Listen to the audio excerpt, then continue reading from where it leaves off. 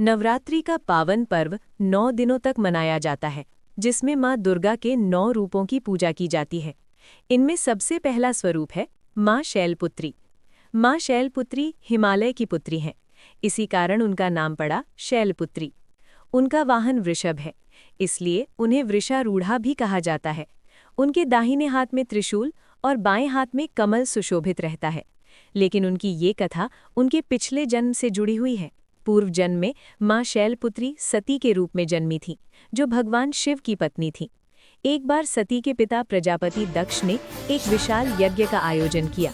उन्होंने सभी देवताओं को आमंत्रित किया, लेकिन भगवान शिव को नहीं बुलाया। जब सती को इस यज्ञ के बारे में पता चला, तो वे वहां जाने के लिए व्याकुल हो उठीं।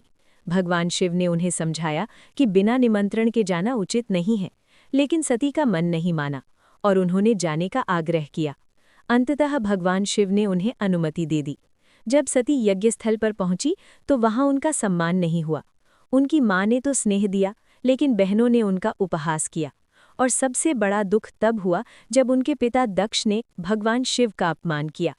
अपने पति का ये अपमान सती सहन नहीं कर सकी।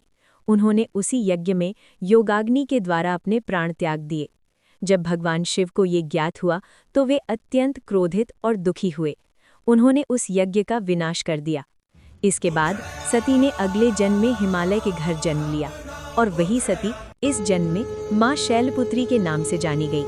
नवरात्रि के पहले दिन माँ शैलपुत्री की पूजा की जाती है। ऐसा माना जाता है कि उनकी आराधना से सभी कष्ट दूर होते हैं और मनोकामनाएं पूर्ण होती हैं। माँ शैलपुत्री हमें सिखाती हैं भक्ति, धैर्य और सत्य के मार्ग पर अडिग रहना ही जीवन का सबसे बड़ा धर्म है।